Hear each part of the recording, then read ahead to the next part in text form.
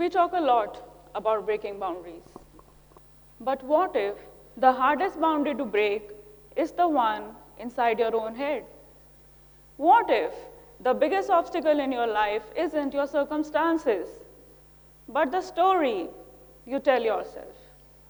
I spent years stuck, not because of society or systems, but because of being trapped in my own stories. And here's the irony. I'm a fiction author.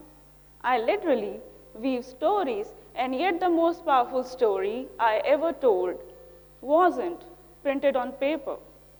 It lived in my head, holding me hostage. We live in an illusion of limitation. From a young age, we are taught that life comes with rules. Follow the path, stay in line, don't color outside the lines. We are conditioned to accept boundaries. And I was no different. But here's the thing. Most of those limits aren't real. They are beliefs, stories, scripts, self-imposed, and fabricated. We are not defined by our circumstances. We are defined by the stories we choose to tell ourselves about those circumstances. So today, let me share with you all the one question that changed everything for me. Is this boundary imposed by the world or built by me? I call it the LEAF framework, and I'll come back to it soon.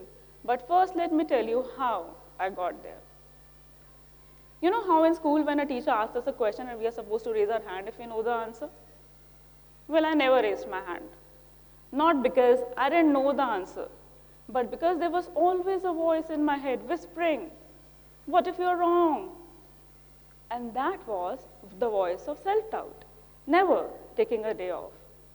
I hardly spoke in the class or had a group of friends, just 2 or 3, because I never spoke in a group, not even when I had something to say. I became an expert at group observations instead of group discussions, always just listening to others. Because I never thought that my story or my worldview was important enough for people to know or interesting enough to be heard. For the longest time, my story was a limiting one, and it felt suffocating. I lived like a side character in my own story. Actually, I didn't even realize that the story was mine to begin with. But was there a good part? Well, there was. I was a consecutive 8-year scholar from class 5th to 12th in school. I was amongst the toppers of my class always, and I wrote poems at the age of 10, which were published in national newspapers. But none of my classmates or teachers knew about it, because I lacked the confidence to own them. When you're trapped in a narrative of not being good enough, even your wins feel like flukes. Even a trophy feels heavy if you don't believe you have earned it. But sometimes, the side character is just a protagonist in disguise, waiting for their spotlight. When my class 12th results came out, I scored 97% in PCM, Science Non-Medical, earning a scholarship from CBSE for being in the top 1% all over India. Being a science topper, everyone expected me to stick with it. But I had found my solace in literature. It was so comforting, so grounding, that I didn't just want to turn to it. I wanted to stay in it. The girl who never used her voice to be heard was finally using her words to be felt. And hence, at the cost of disappointing all my teachers and the few friends I had, I took up English literature from Hansraj College and walked away from science. Well, how many of you here have made a decision sometime in your life that everyone around you questioned? A decision that didn't fit the formula? Raise your hands, please. Quite a few hands there. I get it. Well, they say solace is where you go to heal, not to build a life. But what if healing is the first step towards becoming who you really are? Because mine didn't just comfort me, it guided me. It led me to write my first book at the age of 18. However, it took me almost 2 years to find a publisher for my first book. No mentor, no contacts, just a manuscript and a long list of publishers who weren't willing to invest in a debut author. Rejection came in all forms: cold silence, polite no's, harsh no's, and each no made me doubt whether I had made a mistake. But one day, after a year of chasing dead ends, I told myself something which I now live by. The decision that you have taken cannot be reversed. You have already taken it. If you don't make the most of this path now, the real regret won't come from choosing it, but from not making the most of it while you had the chance. The real danger lies in inaction. And that's how I found my first life mantra. You can second guess your path, but it won't change it. What changes your story is how you walk it. Regret comes from missed chances, not making bold choices. Now, whenever I feel conflicted, I repeat these exact same words to myself. Eventually, my first book got published in 2015 while I was pursuing my MBA. But low self-worth doesn't disappear overnight. For a long time, I did not tell people. I did not even celebrate. Imagine writing 200 pages and treating it like a dirty little secret. People announce their breakups on social media with more confidence.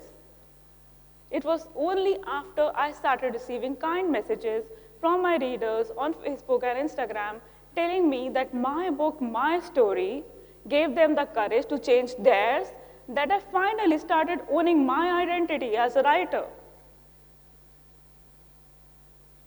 But self-doubt knocks on your door like an uninvited guest who never forgets your address. Once I started doing public book signings, even though as people saw somebody radiant on camera, my reflection was filtered by self-doubt.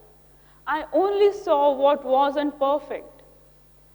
Well, self-doubt is like wearing sunglasses indoors. You're not protecting yourself. You're just making it harder to see what's already yours. Fast forward. There came another blow when my fifth book was rejected by a dream publisher. After all the wins, I spiraled. Maybe I was never good enough to begin with, I thought.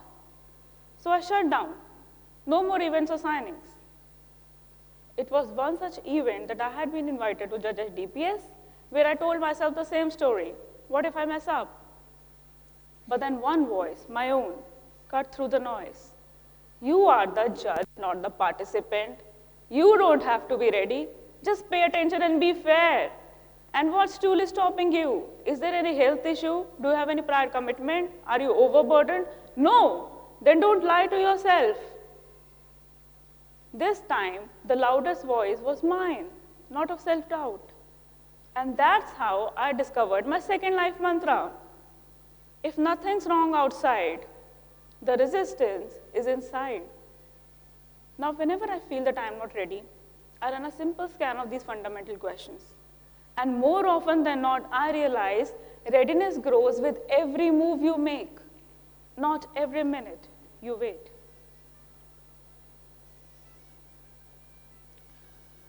So, this was my story. And then I started showing up for these events. Then one day, I submitted a manuscript for my fifth book for a competition that promised film adaptation to its top 3 winners. And guess what? It secured the 3rd position. That very manuscript, which was once rejected, won out of hundreds. The girl who wouldn't raise her hand in class wrote stories so loud that the world could feel them, that people could find themselves in them. So what did this journey where I went from being the side character to being the author of my own story teach me? Breaking through isn't always about charging through walls. Sometimes it means looking up and realizing the wall was built by you. Well, if you've built it, you can break it. If you wrote that story, you can rewrite it. And once I finally saw that clearly, I found a way to challenge those inner boundaries step by step. But how do you break a boundary you can't even see? You need a new lens. You need LEAP, where the L stands for looking beyond the surface. Every boundary has a visible edge, but the real block often lies beneath. So ask yourself, what's truly holding me back? Is it fear of failure, change, rejection? Understanding the deeper reasons helps you realize that the boundary is not as real as you think. For me, it was low self-worth and a quite stubborn belief that I wasn't enough. A false story that I had told myself for too long and accepted as the truth. E is erasing the old script. Our thoughts shape our reality. So when the inner voice says, you can't do this, don't let it run the show. Challenge it, interrupt it, reframe it. Say instead, I have everything it takes to do this. Let's give it a try. Rewriting your thoughts is the first step to rewriting your life. A is acting despite fear. Act, even when you're scared. Courage isn't the absence of fear. It's moving forward despite your knees shaking. For me, showing up in public, speaking, owning it was terrifying. But every time I acted in spite of fear, the voice of doubt got quieter. Every step forward built proof that I could trust myself. P is persisting with resilience. Here's the truth. Breaking boundaries isn't linear. It's a messy climb filled with setbacks and failures. When my 5th book was rejected, I faltered, but didn't stop. Resilience isn't about never falling. It's about not quitting when you do. Look, erase, act, persist, leap. Over the years, I have realized that self-doubt wasn't a problem I needed to solve, but just a story I needed to rewrite. You're not stuck in your story. You're just one daring rewrite away. The day I held the pen, the quiet girl finally found her voice and used it. So let's take one decision here right now. Say this in your head. From today onwards, I will no longer stand in my own way. Done? Now remember my first life mantra? The decisions made. What matters is what you do with it now. It's not the decision you will regret, but not fully living the choice you have made. Remember, the self-doubt carries its weakness in its own name. It isn't the truth. It's fear with a microphone. You don't have to put it on mute. Just stop giving it the final word. So don't just leave this room dreaming big, but rewriting that story in your head and making sure that this time the main character is finally you. Thank you.